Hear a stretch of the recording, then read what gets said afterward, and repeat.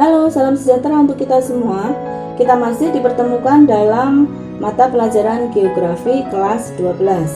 Masih dalam kompetensi dasar pemanfaatan peta, penginderaan jauh, dan sistem informasi geografis. Kali ini kita masuk dalam sesi yang ketiga. Pada dua sesi sebelumnya kita telah belajar mengenai interpretasi peta untuk konsep yang pertama. Kemudian untuk konsep yang kedua, interpretasi citra inderaja terkait jaringan transportasi dan tata guna lahan, sesuai dengan tujuan pembelajaran yang pertama. Nah, pada sesi ketiga ini kita akan mempelajari konsep yang ketiga dari materi kompetensi dasar ini, yakni analisis keruangan pada sistem informasi geografis terkait potensi wilayah dan kesehatan lingkungan. Dengan demikian, setelah mempelajari sesi ketiga ini, diharapkan siswa mampu memahami analisis keruangan pada SIG terkait potensi wilayah dan kesehatan lingkungan. Baik, untuk memperoleh gambaran, kita lihat pada layar nampak bagaimana penggunaan teknologi GPS pada ponsel yang kita gunakan sehari-hari. Ya, bahwa di antara kita aplikasi GPS ini telah menjadi aplikasi yang familiar, yang kita gunakan, bahkan kita andalkan dalam kehidupan sehari-hari. Sebagai contoh, bagaimana kita seringkali mempergunakan jasa transportasi online, ya, di mana jasa transportasi online sangat mengandalkan sistem GPS. Atau mungkin pada saat kita bepergian atau kita ingin menuju ke suatu lokasi, suatu tempat yang kita belum tahu arahnya, belum tahu posisinya, nah kita cari dengan menggunakan teknologi GPS. Nah, bagaimana teknologi GPS ini bisa kita nikmati sehari-hari? Kira-kira sumber data yang digunakan, misalnya seperti data peta dari wilayah kita, misalnya ya, wilayah kota kita, kemudian data dari inderaja ataupun data dari statistik, misalnya ya, data dari lapangan atau terestrial dari wilayah kita. Dari berbagai sumber data ini sampai bisa kita nikmati sebagai data jadi berupa teknologi GPS adalah melalui serangkaian kegiatan yang dilakukan dalam suatu analisis atau pengolahan data yang disebut sebagai sistem informasi geografis. Bagaimana dari berbagai sumber data dijadikan data dalam suatu sistem informasi geografis untuk diolah, dianalisa sehingga menghasilkan data jadi atau data mentah yang bisa atau siap kita gunakan dalam menunjang kehidupan kita sehari-hari. Baik, selanjutnya kita lihat ini juga merupakan penggunaan SIG, yakni bagaimana pemanfaatan SIG untuk representasi ketinggian dari suatu wilayah. Dari gambaran tersebut kita bisa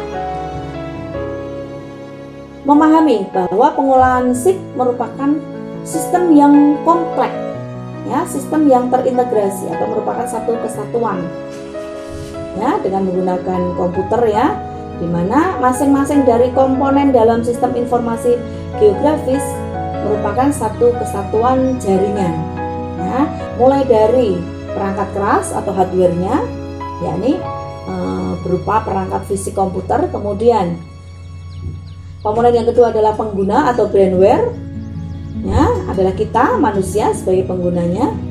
Kemudian komponen yang ketiga adalah perangkat lunak atau softwarenya. Banyak sekali software yang bisa digunakan dalam sistem informasi geografis, antara lain ada MapInfo, ada ArcView, ada ArcGIS, dan masih banyak lagi. Nah, bagaimana komponen-komponen tersebut saling berkaitan dalam satu kesatuan yang terintegrasi dalam satu jaringan sehingga sampai menghasilkan data output atau data jadi yang siap disajikan atau siap dimanfaatkan atau digunakan oleh manusia atau aneka pengguna. Nah, berikut ini adalah tahapan atau subsistem dalam pengolahan atau analisis dalam sistem informasi geografis. Yang pertama adalah subsistem data input atau tahap pemasukan data, kemudian yang kedua adalah subsistem penyimpanan dan pengambilan data atau tahap pengolahan data. Yang ketiga adalah subsistem atau tahap manipulasi dan analisis data. Yang keempat adalah subsistem penyajian data output atau tahap keluaran data. Nah, kita tadi telah menyebut tentang berbagai program aplikasi yang bisa dijadikan software dari sistem informasi geografis. Ini menunjukkan bahwa dengan kemajuan teknologi yang semakin berkembang pesat, semakin tersedia, bahkan semakin meningkat berbagai program aplikasi yang bisa digunakan sebagai software, ya, software dari SIG. Nah, bagaimana pada saat belum ada kemajuan teknologi seperti sekarang? Nah, pada zaman dahulu SIG ini dilakukan secara konvensional atau manual oleh manusia. Namun baik itu analisis secara konvensional maupun analisis SIG di masa modern ini dengan berbagai kemajuan teknologi, rangkaian proses yang dilakukan kurang lebih tetap sama, ya. Baik, kita masuk dalam subsistem yang pertama, yakni subsistem data input atau tahap memasukkan data, yaitu tahap di mana data yang hendak diolah dalam SIG diinput ke dalam komputer atau dimasukkan. Nah, data yang dipergunakan dari berbagai sumber data, kita tadi telah membahas sumber data, ya, baik dari data terestrial, kemudian data peta, kemudian data statistik, data hasil indraja. Nah, ini bisa kita klasifikasikan menjadi dua, yakni data spasial dan data atribut. Data spasial adalah data yang menggambarkan fenomena-fenomena di muka bumi seperti bentukan bumi, kemudian luas dari suatu wilayah, luas dari suatu area misalnya, kemudian ketinggian suatu tempat di muka bumi. Nah, data spasial ini dinyatakan dalam data grafis berupa titik atau dots, kemudian garis atau polyline, dan area atau poligon. Nah, contoh data grafis yang dinyatakan dalam dots adalah bagaimana satu dots menunjukkan suatu titik panas atau lokasi panas di Indonesia misalnya. Kemudian sebagai contoh polyline adalah jalur transportasi darat. Kemudian contoh dari poligon misalnya adalah suatu daerah aliran sungai atau das. Baik, jika data spasial adalah menggambarkan fenomena, data atribut merupakan data pelengkapnya atau data keterangan dari fenomena tadi, ya. Sebagai contoh, data spasial berupa kepadatan pemukiman penduduk misalnya, ya, bagaimana penggunaan lahan pemukiman penduduk. Nah, ini data spasialnya.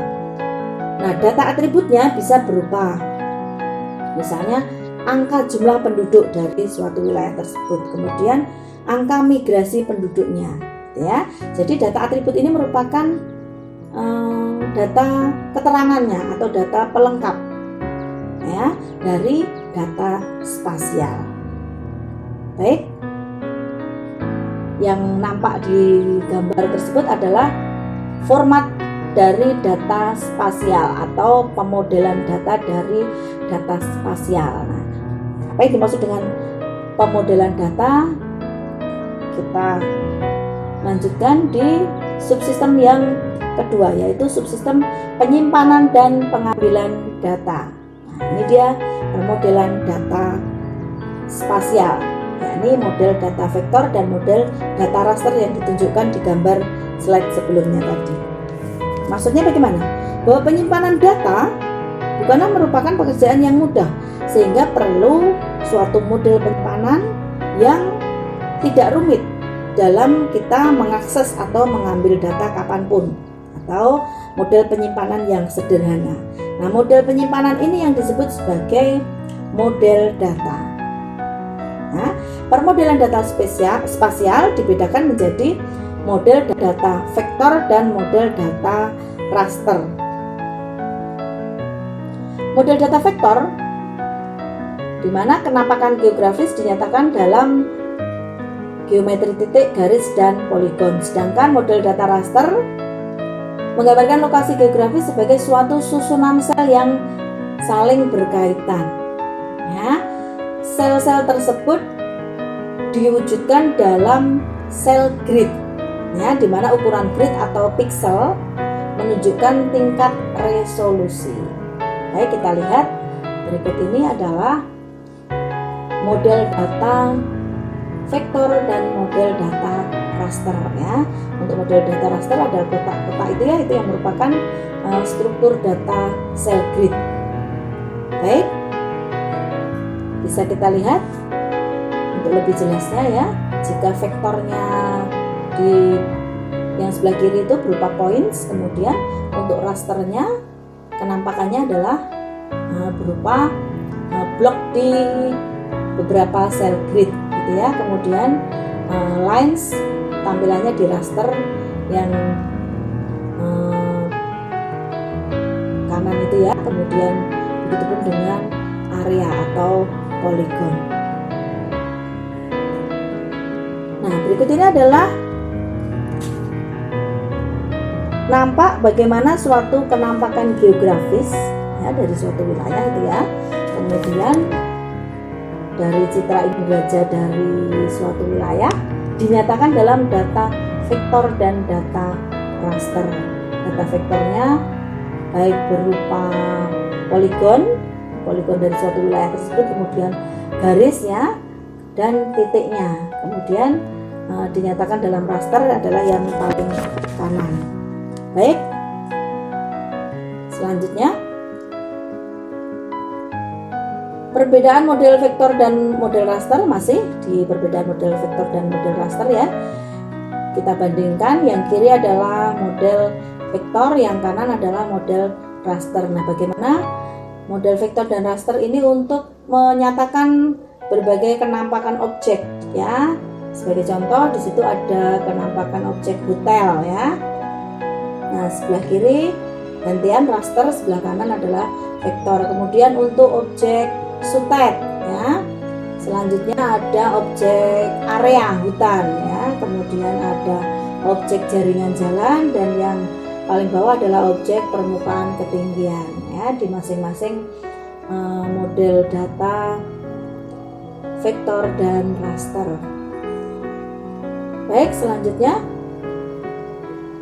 bagaimana permodelan penyimpanan data atribut? Kalau tadi permodelan data spasial, ya, sekarang permodelan data atribut. Nah, kita pahami terlebih dahulu mengenai database, bahwa berbagai data yang di input atau dimasukkan ke dalam sistem informasi geografis kemudian disimpan di dalam sistem informasi geografis, ya. Nah, data ini yang disimpan ini menjadi satu kumpulan data yang disebut sebagai database atau basis data, yang merupakan kumpulan dari data-data yang membentuk suatu berkas atau file yang saling berhubungan.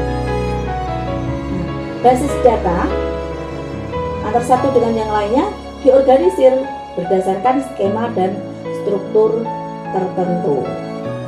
Nah, bagaimana model penyimpanan ini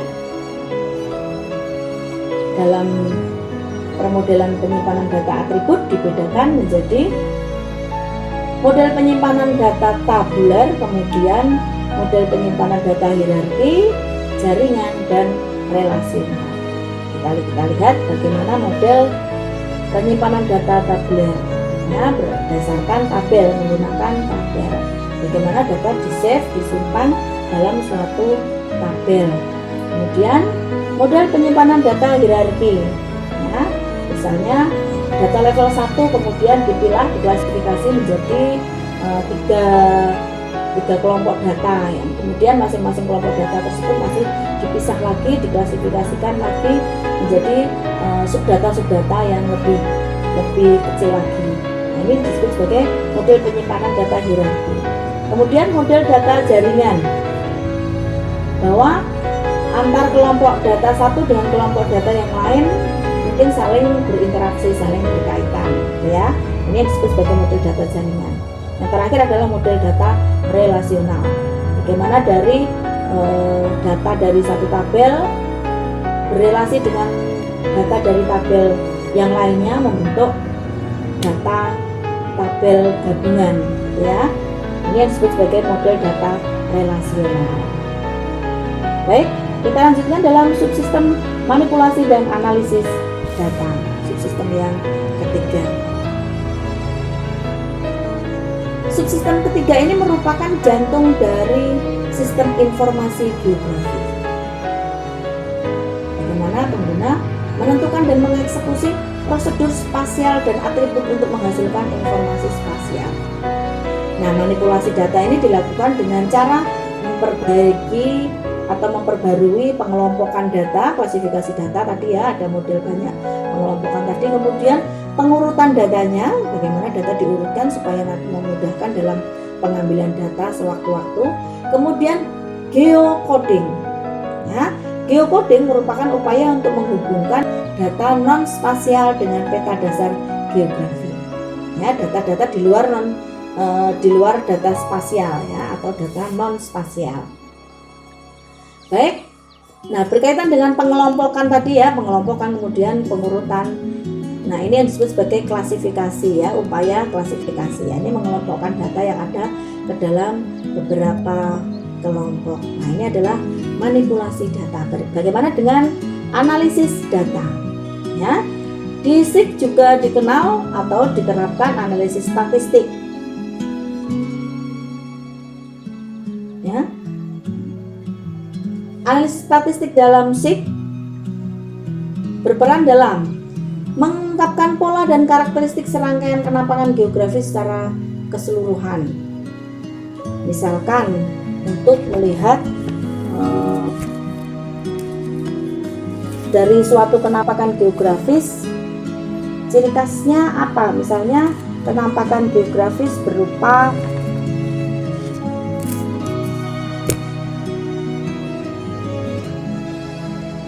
pola distribusi hujan misalnya, ya. Nah, bagaimana pola persebaran curah hujan di suatu wilayah misalnya. Kemudian digunakan pola untuk meringkas data seperti menghitung jumlah bidang penggunaan lahan, kemudian luas bidang terkecil terbesar menggunakan fungsi min dan max, ya. Kemudian luas bidang lahan rata-rata, kemudian total luas bidang penggunaan lahan misalnya, ya. Kemudian juga digunakan untuk mengidentifikasi dan menginformasi pola spasial seperti pusat dari sekelompok kenampakan geografis. Baik, ini merupakan peran dari analisis statistik dalam SIG. Nah, kemudian ada analisis bentuk lahan atau terrain analysis. Dalam analisis bentuk lahan ini menggunakan data elevasi atau kemiringan tempat dalam suatu ketinggian tempat. Kemudian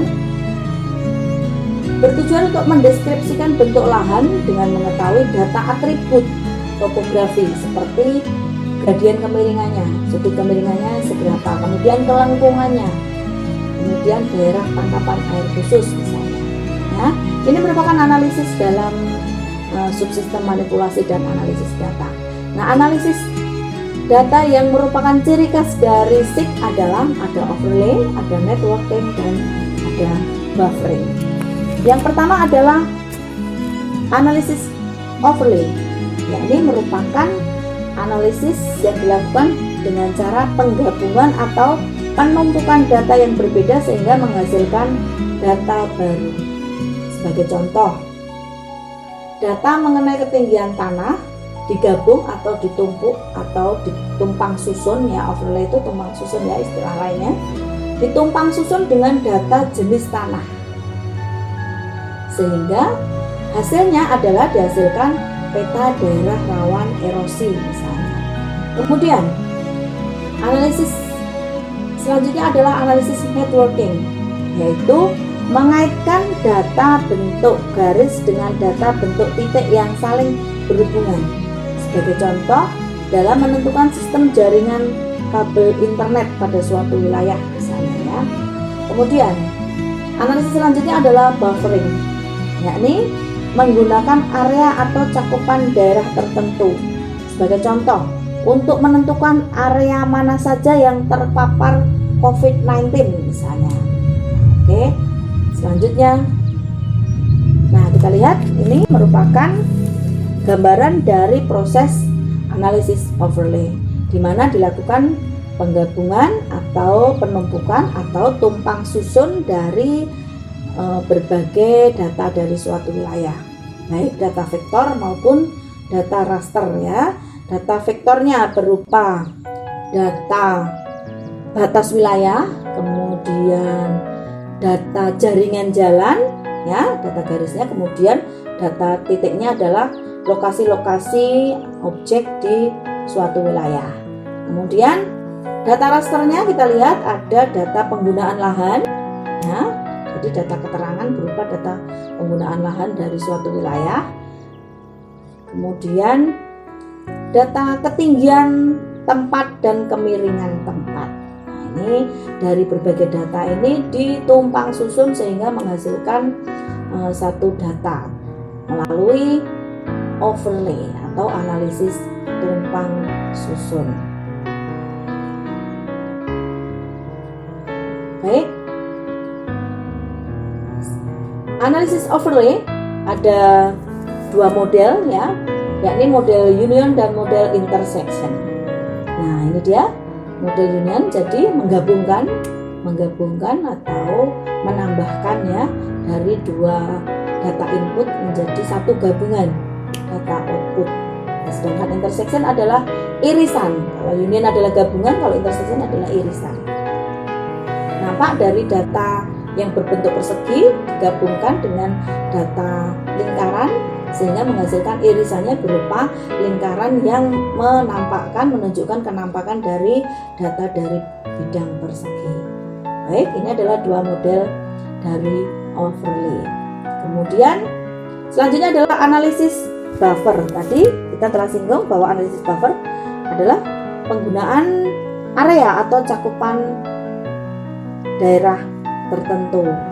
Ya, tadi kita mencontohkan bagaimana menentukan area mana saja yang misalnya terkena dampak dari kebakaran hutan misalnya, atau area mana saja yang merupakan daerah penyebaran dari COVID-19 misalnya ya. Selanjutnya adalah analisis networking. Nah, ini sebagai contoh adalah bagaimana jaringan servis rumah sakit di kota Ternate. Baik, demikian tadi analisis overlay, analisis buffer, dan analisis networking yang merupakan analisis khas dari sistem informasi geografis. Nah, bagaimana berbagai analisis keruangan SIG bisa kita manfaatkan dalam kehidupan manusia untuk menunjang pengembangan kehidupan manusia. Yang pertama adalah kita kaitkan dengan potensi wilayah ya, bagaimana pemanfaatannya dalam potensi wilayah. Baik, kita pahami terlebih dahulu. Yang dimaksud dengan potensi wilayah adalah kemampuan suatu daerah yang berupa sumber daya yang bisa digunakan, dieksploitasi dan diambil manfaatnya untuk dikembangkan secara lebih lanjut sehingga bisa meningkatkan dan menciptakan kemampuan wilayah yang memadai. Adapun jenis dari potensi wilayah, ada sumber daya alam, sumber daya manusia, sarana prasarana wilayah, ada transportasi. Nah, sumber daya alam tersendiri ada ruang angkasa, ada hutan, laut, tambang, tanah, air, pertanian dan sebagainya ya. Nah, bisa kita lihat air di sini termasuk di dalamnya adalah bagaimana sumber daya alam air untuk kebutuhan minum manusia, kemudian untuk MCK, untuk pertanian, untuk industri ya. Nah, ini merupakan jenis potensi dari suatu wilayah. Nah, bagaimana pemanfaatan dari analisis keruangan SIG sehingga bisa dimanfaatkan untuk mengembangkan potensi wilayah?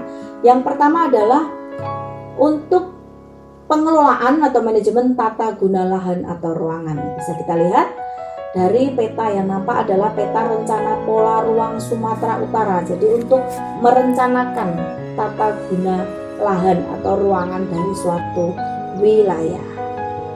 Ya, bagaimana SIK digunakan untuk menentukan zonifikasi lahan yang sesuai dengan karakteristik lahan yang ada dari suatu wilayah. Sebagai contoh, zonifikasi perkotaan dipergunakan sebagai daerah pemukiman, industri, perdagangan, perkantoran, fasilitas umum, dan jalur hijau misalnya. Kemudian zonifikasi pedesaan lebih diarahkan kepada sektor pertanian dan pemukiman. Baik, kita lihat manfaat yang kedua adalah untuk inventarisasi sumber daya alam. Kita lihat bagaimana persebaran sumber daya alam di Indonesia ya. Persebaran mineral strategis di Indonesia. Ada boksit, ada emas, ada bromit, ada monasit, dan sebagainya. Dengan demikian, SIK menghasilkan data yang berupa inventarisasi sumber daya alam untuk mengetahui potensi dan persebaran sumber daya alam, kemudian mengetahui persebaran kawasan lahan, seperti kawasan lahan yang mengalami perubahan, lahan pertanian, lahan hutan, lahan potensial, kemudian bagaimana rehabilitasi dan konservasi lahannya, bagaimana pemanfaatan perubahan penggunaan lahannya. Baik, selanjutnya untuk mengawasi daerah rawan bencana alam ya, kita lihat peta yang nampak adalah peta zonasi ancaman banjir lahar dingin Gunung Merapi. Kira-kira daerah mana saja yang merupakan daerah rawan bencana alam? Baik, di sini demikian SIK dimanfaatkan dalam pemantauan, pencegahan, dan rencana pembangunan kembali daerah bencana. Nah, selanjutnya adalah dalam bidang sosial budaya. Kita lihat citra persebaran pola pemukiman, bagaimana sosial budaya dari suatu masyarakat. Nah, dengan demikian SIK dapat dimanfaatkan untuk mengetahui potensi dan persebaran penduduk, mengetahui pendataan dan pengembangan jaringan transportasinya, bagaimana pusat pertumbuhan dan pembangunan penduduk, kemudian kawasan industri, lahan yang bisa digunakan sebagai dibudayakan sebagai kawasan industri, sekolah, dan sebagainya. Selanjutnya adalah pengelolaan lingkungan. Kita lihat ada yang nampak adalah peta jenis tanah di Kabupaten Banyuwangi. Ya, dengan demikian manfaat SIK dalam upaya memetakan kondisi lingkungan, melakukan pengukuran, monitoring, dan melakukan pemodelan seperti pemetaan wilayah erosi, penentuan arah pemanfaatan lahan, pemantauan perubahan lingkungan, pemetaan daerah bahaya bencana alam, pemetaan wilayah potensial sumber daya alam dan lingkungan hidup. Baik, demikian tadi adalah pemanfaatan SIK dalam kaitannya dengan potensi wilayah. Nah, selanjutnya, bagaimana analisis keruangan pada SIK dapat dimanfaatkan dalam mendukung kesehatan lingkungan. Kesehatan lingkungan sendiri merupakan suatu keseimbangan ekologi yang harus tercipta di antara manusia dengan lingkungannya agar bisa menjamin keadaan sehat dari manusia. Sedangkan tujuan dari kesehatan lingkungan adalah memperkecil kemungkinan terjadinya bahaya dari lingkungan terhadap kesehatan serta kesehatan hidup manusia, dan mencegah serta mengefisiensikan pengaturan berbagai sumber lingkungan untuk meningkatkan kesehatan dan kesejahteraan hidup manusia sehingga terhindar dari penyakit karena lingkungan yang tidak sehat. Kesehatan lingkungan mencakup ruang lingkup, penyehatan air dan udara, pengamanan limbah baik padat, cair maupun gas, kemudian pengamanan dari radiasi, pengamanan kebisingan atau polusi suara, kemudian pengamanan vektor penyakit, penyehatan dan pengamanan lainnya seperti keadaan pasca bencana. Baik, kita lihat pemanfaatan SIG. Yang pertama dalam hal kesehatan lingkungan adalah menyediakan informasi tentang penyedia pelayanan kesehatan. Kita lihat sebagai contoh adalah peta sebaran rumah sakit. Baik, Dengan demikian, SIG dapat dimanfaatkan untuk mengevaluasi kualitas, efektivitas, dan aksesibilitas layanan kesehatan di masyarakat, seperti keberadaan rumah sakit dan puskesmas. SIG juga dapat menyediakan data potensi tiap daerah serta karakteristik dari penduduknya, masyarakatnya, ya, sehingga dapat dievaluasi kesesuaian antara jumlah masyarakat dengan sarana pelayanan kesehatan yang ada. Kira-kira sarana pelayanan yang ada memadai tidak dengan jumlah masyarakat dalam suatu wilayah. Baik, selanjutnya yang kedua adalah dalam peran mengawasi dan menganalisis penyebaran penyakit berbahaya. Nah, kita lihat peta yang apa adalah peta penyebaran atau area yang terdampak COVID-19 di DKI Jakarta. Ini menggunakan analisis buffering ya, ini ya, ada titik-titik itu merupakan sebaran area atau cakupan daerah. Ya, dalam hal ini adalah area yang terdampak COVID-19 di DKI Jakarta. Dengan demikian, SIG dimanfaatkan untuk mengidentifikasi kemana kemungkinan penyakit selanjutnya akan menyebar, sehingga suatu wilayah dapat bersiap dan mengurangi resiko terdampak penyakit tersebut. Nah, khusus untuk COVID-19 ini, situs penyedia layanannya adalah www.covid.go.id. Nah, pemanfaatan SIG yang ketiga dalam bidang kesehatan lingkungan adalah menginvestigasi masalah serta resiko kesehatan di masyarakat. Nampak adalah peta dari data debit air limbah. Ya, dengan demikian SIG digunakan untuk memberikan data mengenai penyebaran limbah perusahaan yang berdampak pada kesehatan masyarakat. Selain itu, SIG juga digunakan untuk menyajikan data polusi udara, penguraian cahaya, dan penyebarannya.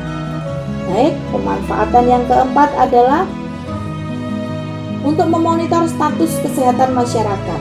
Ya, nampak di peta tersebut adalah peta sebaran balita gizi buruk.